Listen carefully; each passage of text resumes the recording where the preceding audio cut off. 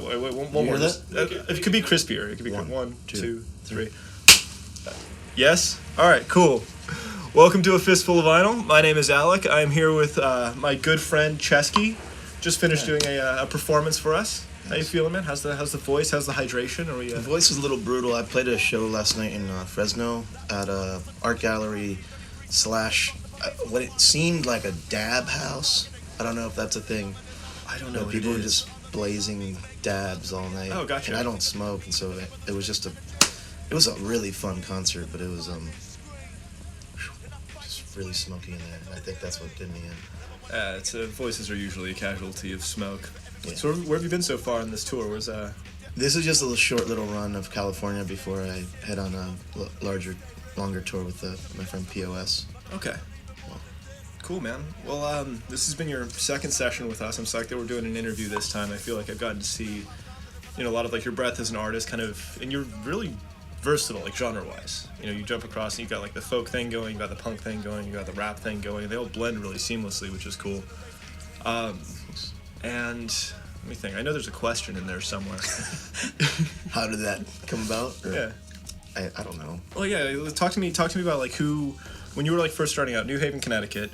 Yeah. Talk to me about who you were kind of like listening to, who sort of helped to form that sound in your mind for you. Well, the full story is that I spent my childhood in Berkeley, California, and that's where I heard like punk rock for the first time. And my parents got divorced, and my mother went back to her home city of New Haven, and my father stayed in Berkeley, so I would go every summer, and I'd go to 924 Gilman Street. Oh, yeah. And, I had one of my best friends was like, punk rock record collector, and I got into the hardcore scene in New Haven really heavy when I was about 14 years old, and rapping was just always something in the background for me. I'd been messing around and rapping since I was like 8 years old, and I also played instruments since I was that age. So I think I picked up a guitar for the first time when I was about 12 or something like that. Nice. And I played violin when I was even younger because my mother said that guitars were too big for my small body. So, but yeah, I mean, all of it kind of happened naturally. I remember the hardcore scene in New Haven having a lot of hip-hop influence. Okay. Like, especially in the mid-90s, kids would dress up all hip-hop with visors and just like... Because that's what hip-hop was in the 90s. And, it was... In 1996, I actually saw Sage Francis opening with a hardcore band for a band called VOD, Vision of Disorder, and that was an eye-opening moment for me. He was a straight-edge rapper, making his own tapes and doing his own like handmade posters and it was the first like experience with DIY hip-hop that I'd ever had. And I always thought of DIY as more of like a punk thing, and metal as well. My older cousin, Opus, he was always in punk and metal bands since he was 16 years old, and he's 10 years older than me, so it's all of that influenced what I do. So starting out, tell me about kind of how like the DIY aspect played into like what you were trying to do at the time. I don't know. And does any of that carry over to now? Yeah, definitely. I remember, we do this stuff out of necessity, but also, I remember wanting to make a tape when I was, 15 years old, and making our own tapes, recording our own tapes on 4 tracks and sometimes 8 tracks if we were lucky, and making our own art, our own stickers. It was just, what else were you gonna do? It was, it was pre-internet age, really. The internet had just kind of started to come around, and we would just go to shows every weekend and try to give away or sell our tapes for real cheap. Nice. And it was just made out of necessity, just like what I do now. Fake 4, the label I run, was done out of necessity. We didn't have any good label options. It's a long story, but we did it because we wanted to make a hub for our friends, basically, to put out music. Nice. I had a question. You said something fascinating, and I was like, whoa, and then that took the place of the question in my mind. Were there any, like, kind of, like, pinnacle moments in, like, you know, you're sort of, like, coming out through New Haven that, like, any moments that you felt like were, like, really formative to you as, like, an artist, or, like, kind of your growth as an artist, or any moments that kind of made you sort of reflect on, like, where you started versus where you were then or now? Well, a lot of... in high school, we used to go to a place called the Tune-In, and I remember that was just like the club in New Haven for kids to go to. We just go, back when I smoked, I would just smoke all night and watch any kind of band that would go through there, whether it be ska or hardcore or punk or indie rock, whatever. Hip-hop, they had hip-hop nights. I don't know, those were formative moments for me, and also being around some of the friends I was around. We were all graffiti writers. One of my best friends, Mike King, he really got me deeply into hip-hop on another level. He got me trying to freestyle and stuff. Those years, like 14, 15, 16 years old, like those were really formative moments for me, and those years happened in New Haven. All right. So, yeah, I can't think of, aside from some special shows I went to, I can't think of a singular moment like that. I mean, you grew your way out of New Haven. You started Fake 4. My first introduction to you was through Pat the Bunny. And I think a lot of my listeners, that's kind of how they first got introduced to you. Yeah, that makes sense. And you've got this one, the split you did with him, vinyl only. Mostly I just want to brag that I own this. Yeah, the original copy. Yeah, man. I don't know, tell me about kind of how this collaboration came about. Like, you know, you and Pat. That's a story. Doing the split here. Yeah, so I met Pat in 2006. I was booked on a show by the DIY Bandits. And I didn't really know the DIY Bandits at all back then, but we had mutual friends. And they put me on a show with Johnny Hobo on the Freight Trains in 2006. Pat was super young. Yeah. And he brought his even younger brother, Michael, with him. And I was impressed. I thought, I really liked their energy, and they were wild kids. And we traded music back then. Cool. So I got the first Johnny Hobo stuff. And I was, I became very close friends with the... I'm sure they don't want to be called owners, but the owners of DIY Bandits. And they became some of my closest friends, and still are. And so that relationship, Pat, they sort of discovered Pat. Like, they saw Pat playing outside of, like, on the street somewhere in Hartford, I believe, and when he was 15 or something. And they were like, we want to put out your music. I believe that's how it happened. So that project... happened, 10 years after that. And it was because of Pepe from the DIY Bandits. They wanted to make that the final DIY Bandits release, and he just always wanted to put us on a record together, so cool. He put it together, really. And then we, Pat and I became friends through Pepe, and we toured together, and, I have a lot of love for Pat and a lot of respect. He's one of my favorite songwriters. Yeah, it's so I was gonna, if I'd been pacing this well, I was gonna save this till the end of the interview, but I always end the interviews with the same question, so you can like start thinking about it now and then. But it's always like, okay, what wild cards, buddy? No. This should be like a pretty simple one, although people do overthink it. It's like, what's on your playlist right now, and like what artists do you feel like are like more talented than like. Deserve more attention than they're getting right now, basically. Like, not just like who's up and coming, but who's like kind of, who do you feel like deserves a bigger audience than they have? And when we asked Pat about that, he said you. That's very kind of him. Isn't that Sweet Pat. heartwarming? He also said Taylor Swift, but I'm not even joking. No, It's if I'm being honest, know. pop music, man. I know. love the new Taylor Swift. He was Also, really, Ceschi. you should have I don't know if you talked to him about like pop country stuff. He was deeply into that. Like he knew way too much about that. Well, I love the honesty he had about it, because like that's such a thing. Like, But you get, if you listen to Pat's music Oh, yeah. from Johnny Hobo, everything he's ever done, he had this grasp of pop. He had this Oh, yeah. grasp of melody, like Whiskey Is My Kind of Lullaby.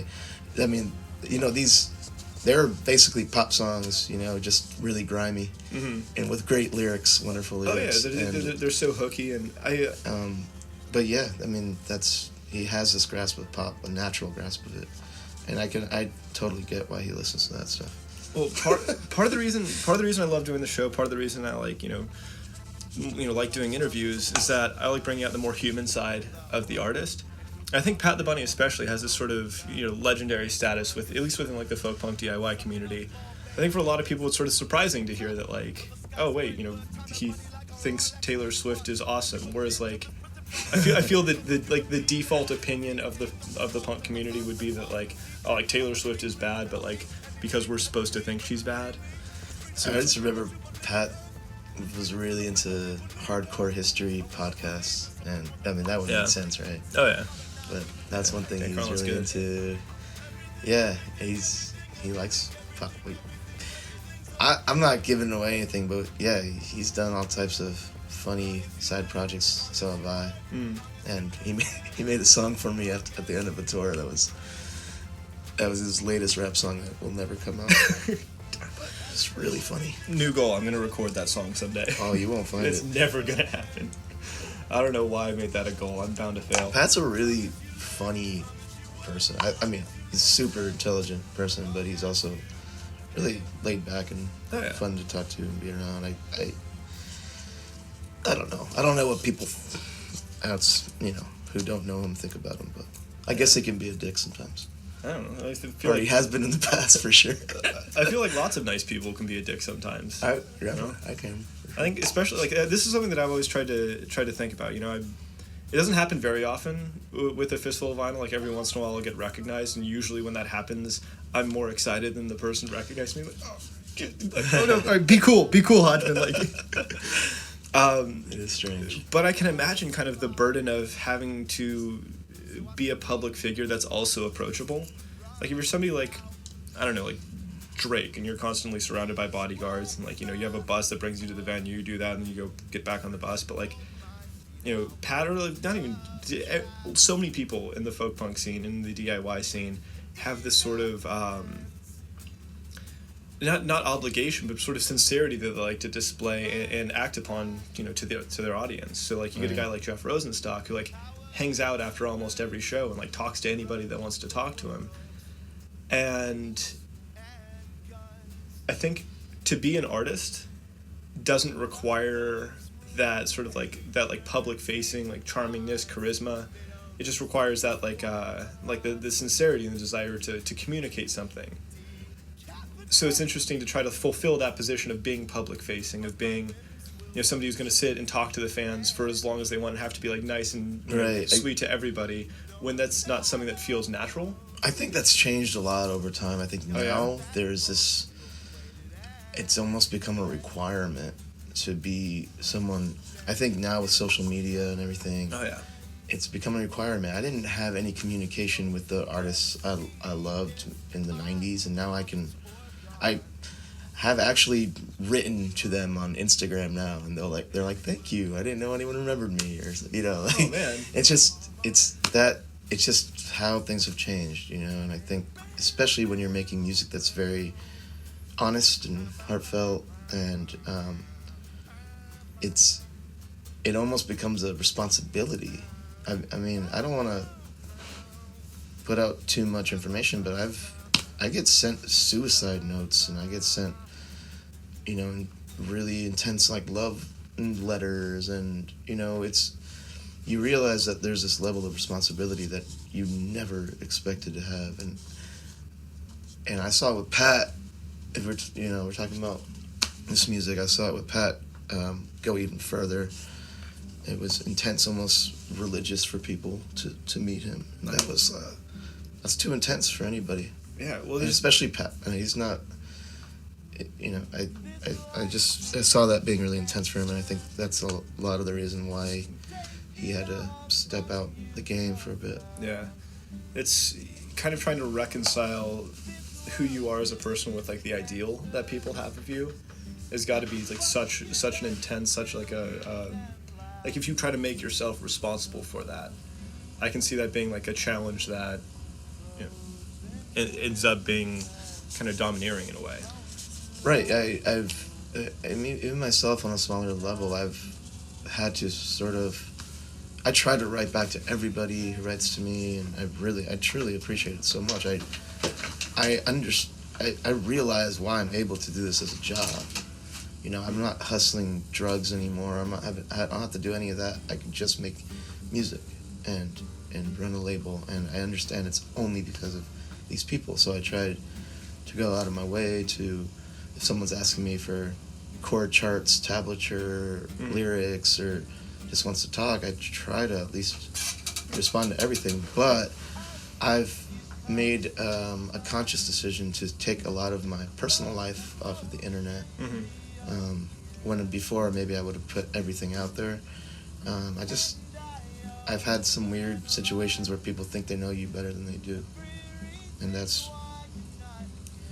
just really strange and uncomfortable sometimes. Yeah, it can be that sort of having things assumed about you and then acted upon is. Yeah, because basically we're on the songs. It's like this concentrated, superhuman version of yourself talking. Okay. Or like philosopher version or poet version. And you know, in everyday life, as I say in one of my songs, life is mostly monotony. Life is mostly normalcy, and you know, it's not this extreme. I'm not like out punching cops every day. I have punched a cop, and I have been maced, and I have been beaten with nightsticks, and you know, and I've had those like extreme moments in my life, but it's rare. I'm usually like on my couch with my dog, you know, drinking coffee, being human, God forbid. Yeah, exactly. Yeah. Well, are you okay if we kind of like revisit some of the more maybe like tumultuous or more like law involved? Yeah, sure. Life? Yeah. So I expect that. Okay. A little preface, you know. Just tea in the face, Ceschi. It's like Eric Andre show. Yeah, we're gonna have like a midget in underwear drop through the ceiling, like sorry, little person. No, shout out to my little people though, for real. Yeah. Yeah, I have some good friends. Yeah. Nice. Awesome folks. I bought my first skateboard from Wee Man. He used to work at a really? Yeah, at a skateboard shop in Hermosa Beach. I bought an ET ripstick when I was like 11 years old. Somebody stole it when I was like 13, but for those 2 years I thought I could skateboard. Yeah, I had an OP skateboard when I was 7, and it was one of those 80s big ones. I never learned how. It's the idealism of like buying a board. Like I've done the first step, that's enough. I think that's another reason why I make music. I was like making soundtracks for my friends who actually were good at those sports and stuff. Yeah. I was always just inside, kind of playing guitar, rapping or something. Well, oh man, transition. Speaking of being inside. Yeah. Nailed it. So you went. I want to hear the story about kind of that, whatever version you want to give me. Yeah. Okay. Well, in 2010, I was set up by a mule driving from California to the East Coast. He was arrested in Illinois and ratted out 7 people, all in a marijuana. People I didn't know, all in kind of a circle of marijuana dealers. And he told the Illinois police that all this marijuana in his car was his. I'm sorry, it was mine. So he brought them to my house along with the Connecticut Drug Enforcement, New Haven Police. It was like 10 police that had like a sting operation snuck up on me in the morning and held guns to my head, threw me in the snow,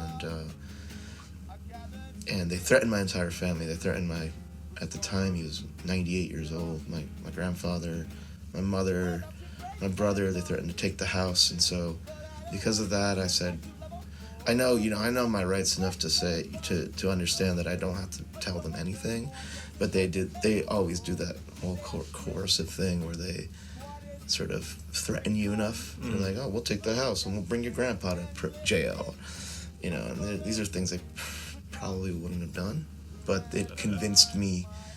I wanted it to end, so I said, tell me what to say. Yeah, in a moment of duress. And take me away and leave them alone, and that was it. And so that was, for a while I thought we had a case because it was such a forced confession. And if you read the actual confession, it was bullshit.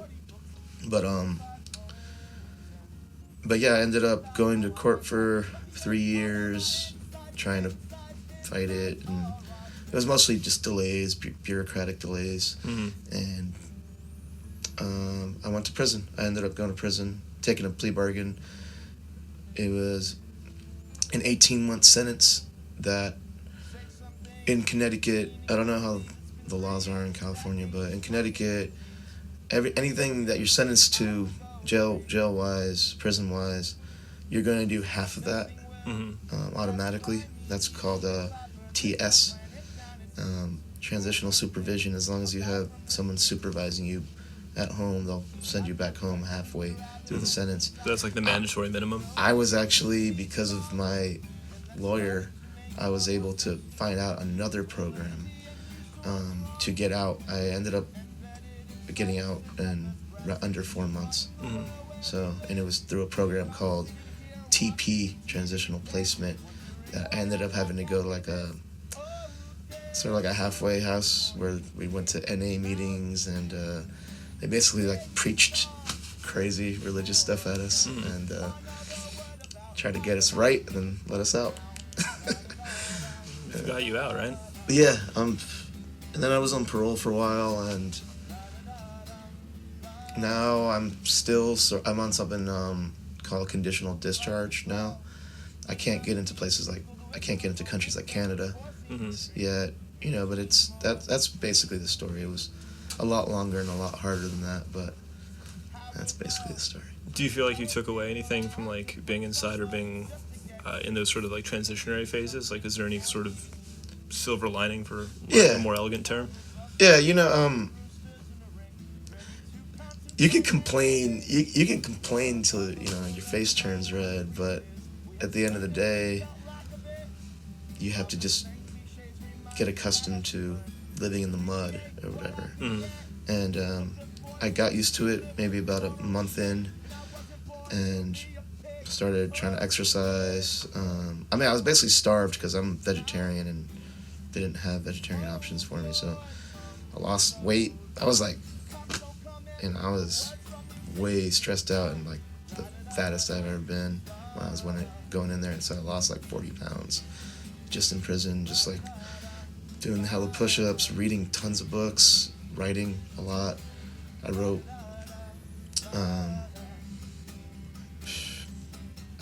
basically what would amount to a book of poetry, and wrote songs like Prison Sporks in there. And I made the best. I met some really good people, some people I really got close to really fast. And also our record label was saved by fans because we ran an Indiegogo campaign to keep the label going while I was away, and our fans stepped up tenfold. It was wild. I didn't have much interaction with the outside world. You're really shut off, and my brother ran the campaign. My partner Amber also helped out. A lot of friends helped out, but it was very successful. We raised like 50 grand. Nice. Or 40 something grand. That's gotta feel amazing.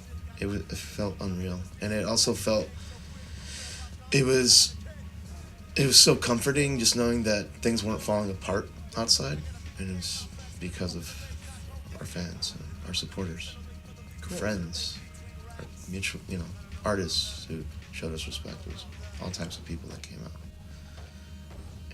And, I felt, I had this, I've always had this, I'm bad about asking for things. Mm-hmm. I never asked for things, and Asked me for like water 3 times today. yes, now I've learned because of Indiegogo to ask. Alec, thirsty. I'm parched. Well, yeah, I'll get it. I was always the one to give, and I still do. But when I finally asked and got the courage, built up the courage to ask, I put up the Indiegogo campaign minutes before I went to court, and never didn't leave prison for months and months after that. So Just kind of one last Hail that was Mary. it. Yeah, I was just like, all right, I'll give it a shot. Right. And it surpassed our goal by 3 times or something. It was wild. Awesome. Cool.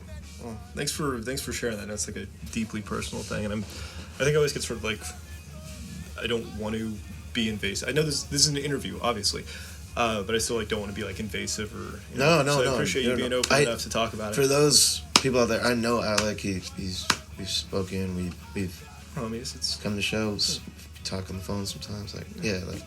So it's not. Yeah, say whatever you want. some of those love letters are from me. It's, Right. You do draw a hell of a heart. It's very punk rock. So I want to talk about Broken Bone Ballads. Okay. This one, the last time I came to see you, this one you played the Redwood. You gave me this, and I love this record. I love it Thank you. whole bunch. And I was kind of looking through it today and paying attention to. Do we need a? Should we take a second?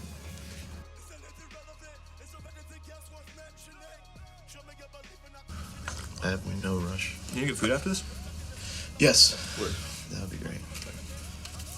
So you want to talk about Broken Bone Ballads? Talking about Broken Bone Ballads, I was going to ask you a question kind of about, like, one of the motifs I noticed in your music is, like, the masks. So I want to chat about that. I want to talk Interesting. about how in the liner notes of this, like, every song, you kind of called out a person or a group individually and, like, dedicated the song to them. I like that. No one's asked me that.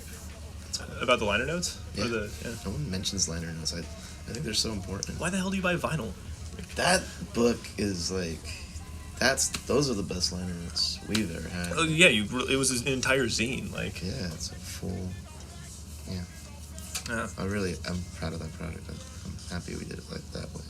That's the reason we didn't want it just to be a download. I mean, yeah, like that's awesome that the music can be heard more, but we wanted that to be an experience. You're reading the book, you're listening to this vinyl, and it's harder to get. It's like, we're more about making it an experience. Yeah, and I think that, I don't know, that makes the album like just a little more conceptual too. Of like, I understand what the easiest path is, and we're not necessarily going for that. Yeah. We want something like. We'll do that on our other albums. Yeah. No, but that one was really cool. And yeah, the zine for that is awesome. And of course, I mean, the album got digitized. Right, it's right on away. YouTube, and yeah, I think Which is fine. It was never. I think all of us were fine with it. I think Pat for a day cared, and then it was fine. Well, I was kind of thinking about it. I remember somebody asked me on Facebook. I think he kind of like jokingly cared. I don't really think it was a big deal. Well, it seems to me like the point was never to stop people from listening to it. The point was to kind of like present just it make in a certain context. Exactly. It's like, And then the audience, there's only one way to to own a painting and make that part of your life. There's someone's original painting, or you can have a very nice print in your house. It's just it's just different. It's just a different experience. Yeah, and you guys were selected. It's like owning the book versus the. We wanted it to be that experience. It's like a metaphor. Yeah, you'll have to tell me what that is. So I think Community. And by that I mean, what's a metaphor? No. Have you ever seen the show Community? It's Yeah.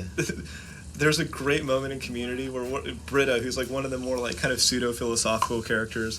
Is she the darker? She's the lighter-haired blonde, okay. Gillian Jacobs. Yes. She goes, somebody says, like, do you even know what a metaphor is? She goes, yeah, it's like a thought wearing another thought's hat. And everyone goes like, that's actually not that's pretty close. That's a pretty good metaphor for a metaphor. Are we filming? Probably. As soon as like half fake, like, nah. Are we filming? What? Well, this is live? No, all right. Broken Bone Ballads. So we got these liner notes. You've kind of called them all out.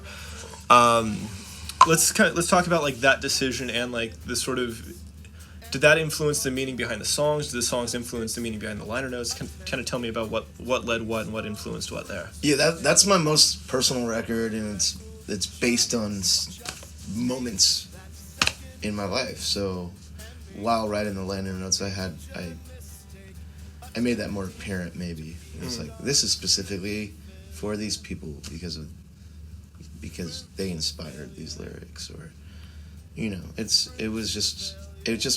another thing. It's like having the full experience. If you're reading the liner notes of Broken Bone Ballads, you'll understand a little bit more about. For instance, I'll break down the liner notes on one song, "Beauty for Bosses." Mm-hmm. I wrote that at the Yale I live in New Haven, where Yale University is, and they have a free art gallery, which is like an amazing museum. And I wrote that song in that museum, visiting and seeing a bunch of artwork by anonymous artists, and realizing for years and years and years, artists were basically hired hands, laborers made to beautify the world of a king or ruler of some sort. Sure. And looking at Mayan art at the Yale Art Gallery is what inspired that song specifically. And I thought about my position in history, how it's basically insignificant other than to each other. Like it's about humans being significant to each other. And if you want to talk about politics, that's how I feel. I feel that humans are only significant to each other. We are, when it comes to the universe, we're essentially nothing outside of here. I'm really against beliefs of sort of human supremacy. I'm really against people who think, or philosophies that believe that God is some sort of man in the sky or something like that. It's just not, it doesn't make sense to me. It's not logical when we're thinking about how small we are in this universe. And so that song like Beauty for Bosses is sort of about that. It's also about power structures. So, and how artists are oftentimes used or stepped on when it comes to power structures, whether it be a record label or a king asking a jester to juggle for him or something. So that's I just like to elaborate in the liners and give shout outs to my father. My father was with me that day, and so I gave him a little shout. Cool. That's awesome, and it helps to, like, so much of music like has this abstract quality to it. That, like, there's the interpretive element. So two people can hear the same song and think two different things about it, and that can still happen. But now they get to know like what you were thinking about it too. It's, like sort of an additional perspective. Yeah, exactly. Now, the other thing I wanted to ask is, especially in this album, because I know a lot of the imagery of the album has this sort of like motif of masks. Yes. And I don't remember which song it was, but on the Pat the Bunny split, one of the songs mentions like wearing a mask or peeling the skin away from your face, and it seems like kind of a consistent imagery. So I'm wondering, like, what was the impetus behind that? What does that mean to you? Well, I think all of us, what you could call them masks or shelters, forms of shelter from each other or from nature, from whatever you want to, however you want to call it. A mask, I mean, if we want to talk literally about masks, Derek Weisberg, a good friend of mine, he sculpted the cover of all of the sculptures that are inside of the artwork for Broken Bone Ballads were done by Derek, and we originally started by doing a sculpture that was more true to reality, and then destroying them all, and that's what happened. He pieced them all together, and that's what became the front. It's just like destruction of your ego. And I think when you go to prison, your ego becomes almost non-existent. You finally have that silence where you don't have to perform for anybody other than sometimes you have to perform for other prisoners. You have to fake like you're hard or something to just get a little bit of respect in there. Sort of posturing element. But most of prison is silence, and a lot of thoughts with yourself, And so I think that's probably where that motif on this record was influenced by. I think the idea of prison and letting yourself go and all the performative aspects of being in civilization and society.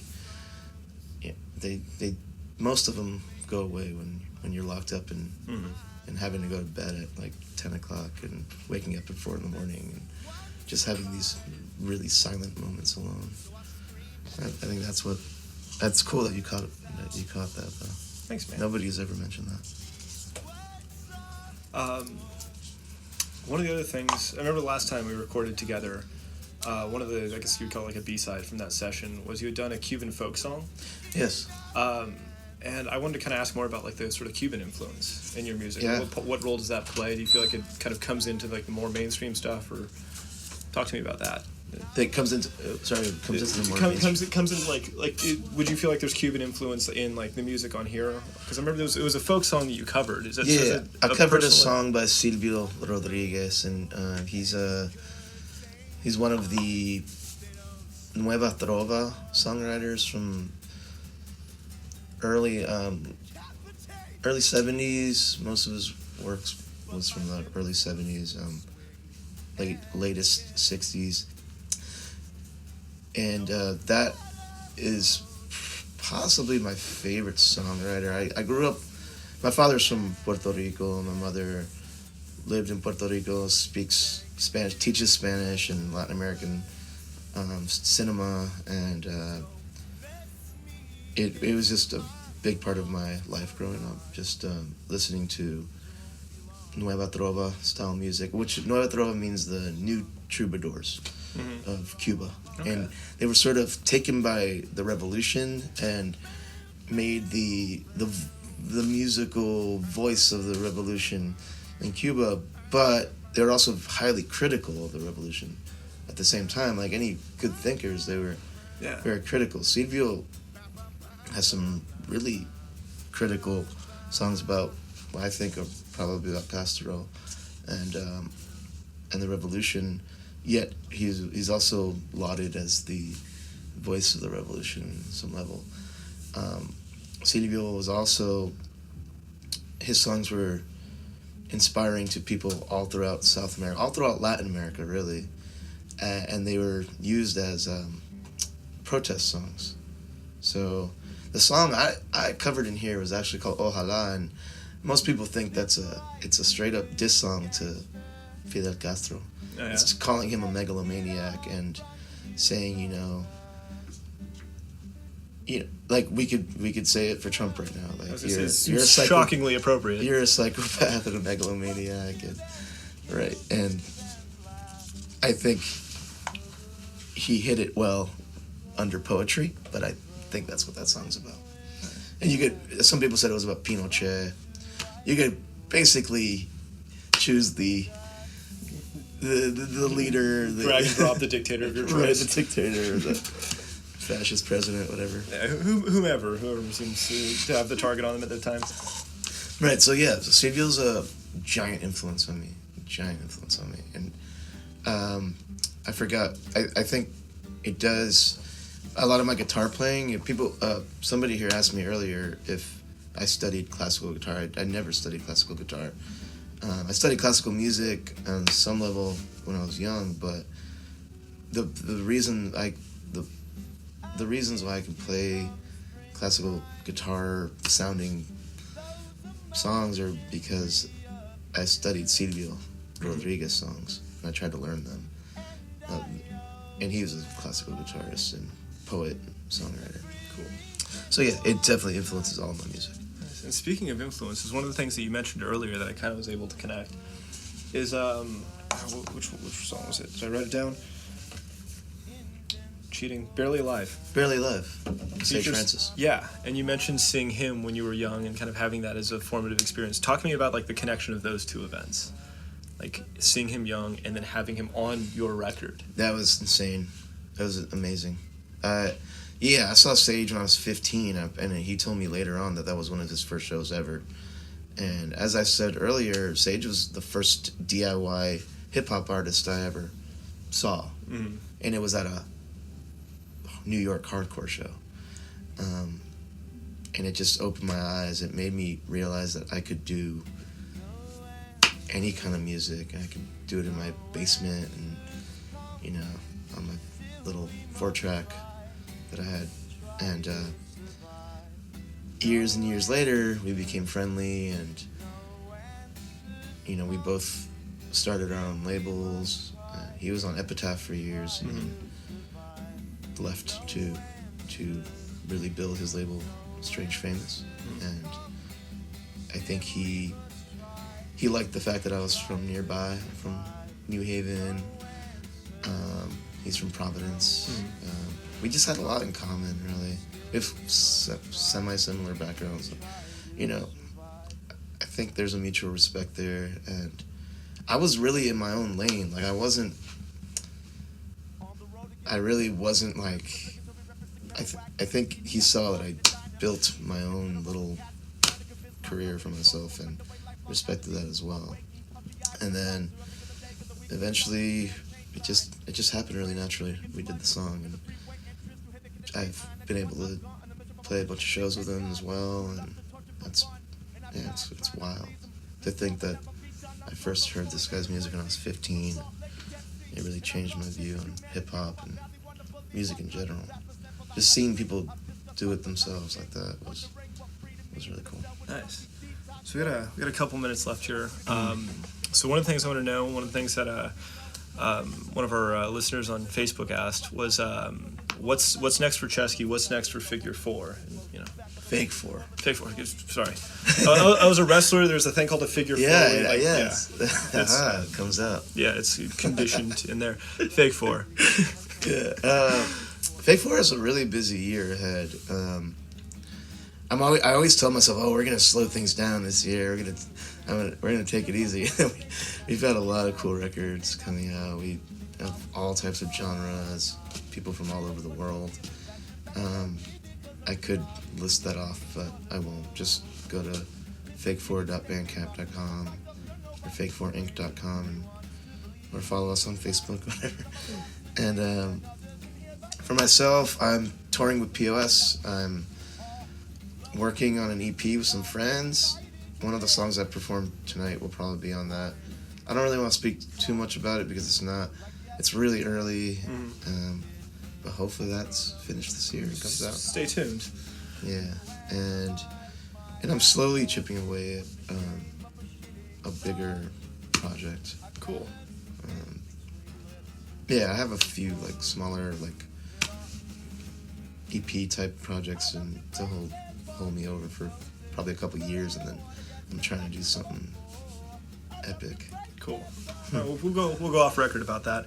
Okay. So yeah.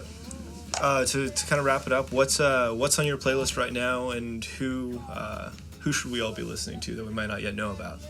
Right now, it's easy answer. POS, Chill Dummy. It's a new album that just dropped the other day, Friday. Nice. And I've been listening to that a lot. I think the second half of that album is my favorite work he's ever done.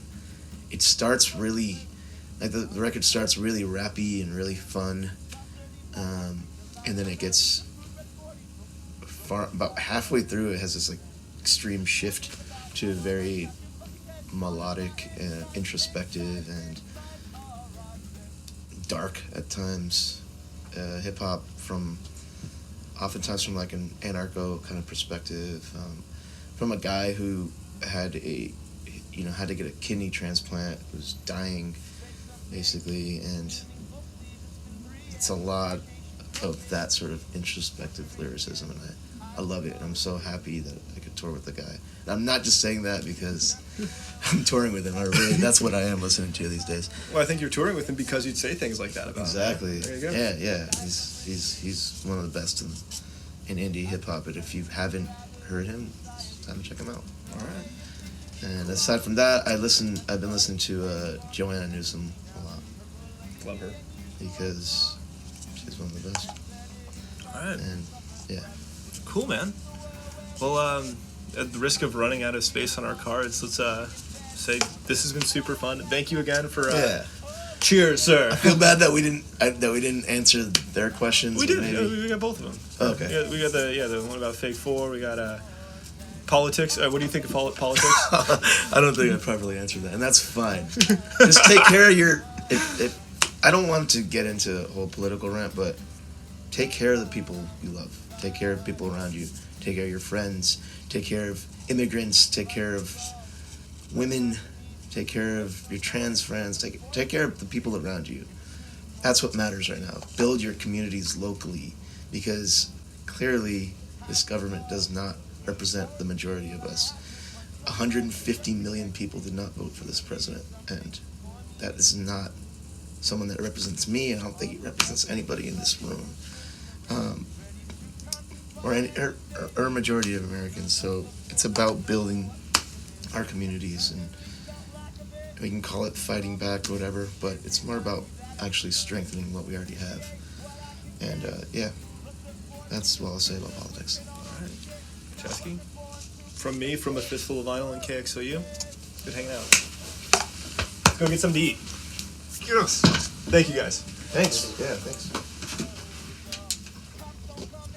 This is where the magic happens, people. This is the behind the scenes. They're getting behind the scenes right now. Yeah, it's us sitting around like goofing around and drinking tea and adjusting cameras and these plebeians are going to watch my radio program now. I don't think you guys are plebeians. I love you, all of you, obviously. That's why I'm giving you like a live video of what I'm doing, even though it's going to make me kind of look bad. You never look bad, Alec. Oh, buddy. Hey, according to Harley, this is my good side. Yes.